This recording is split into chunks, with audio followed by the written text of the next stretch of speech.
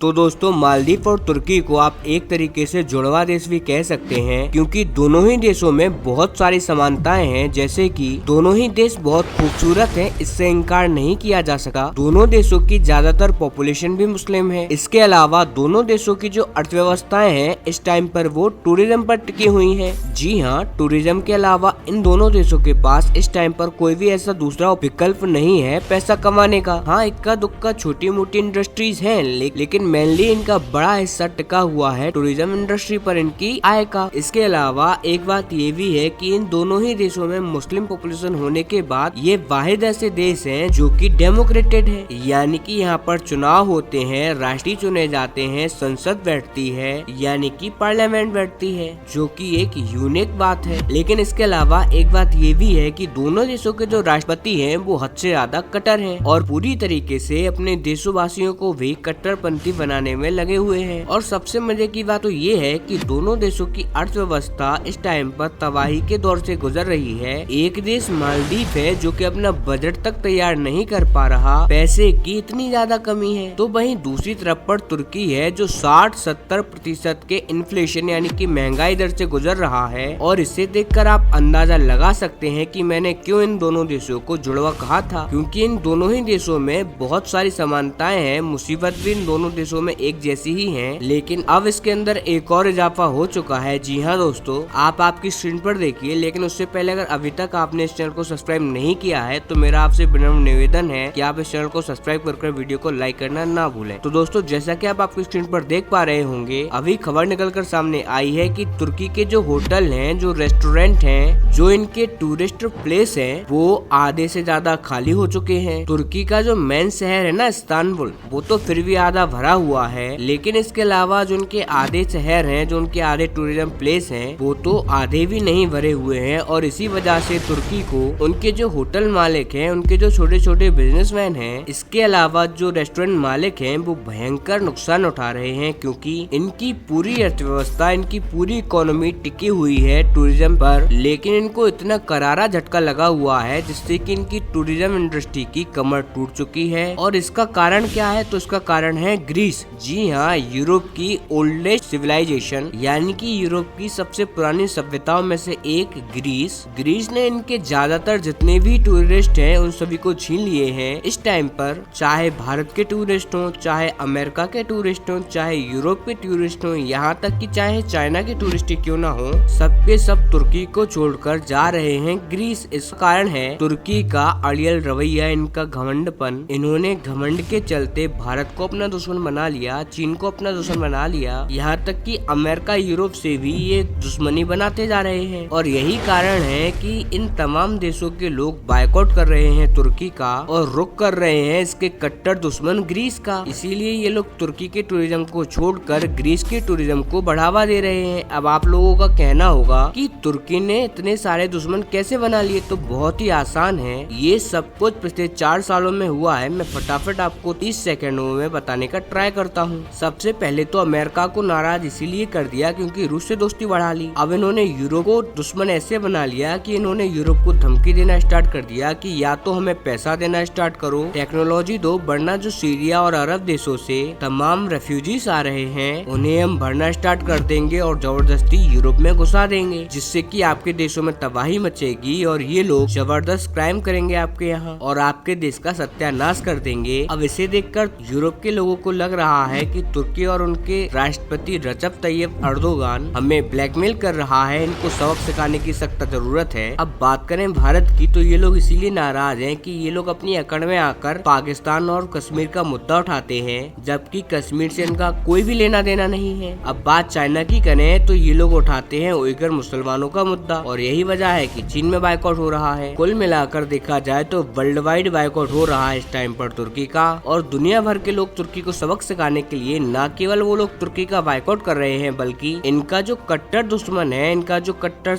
विरोधी देश है ग्रीस, उसका बहुत ज्यादा समर्थन कर रहे हैं। वहाँ पर विजिट बढ़ रहा है, वहाँ पर टूरिज्म सेक्टर बढ़ रहा है, जिससे कि ग्रीस की बहुत ज्यादा कमाई भी हो रही है और ग्रीस मजबूत बनता जा रहा है। अब आपको याद होगा कि ऐसी ही घटना घटी थी मालदीव के साथ अब से कुछ ही टाइम पहले। इनके यहाँ भी एक कट्टरपंथी राष्ट्रपति आ गया था जो कि भारत के खिलाफ अनाप शनाप बोलता था और भारत के लोगों ने इसको बायकॉट किया, इसको सबक सिखाया और आज नतीजा ये है कि श्रीमान आज अपने घुटनों पर हैं, भारत से टूरिस्ट भेजने के लिए भीख मांग रहे हैं। कुल मिलाकर देखा जाए तो दोनों देशों में समानताएं बहुत ज्यादा हैं और इनकी मुसीबतों का जड़ भी एक ही है, इनका राष्ट्रपति।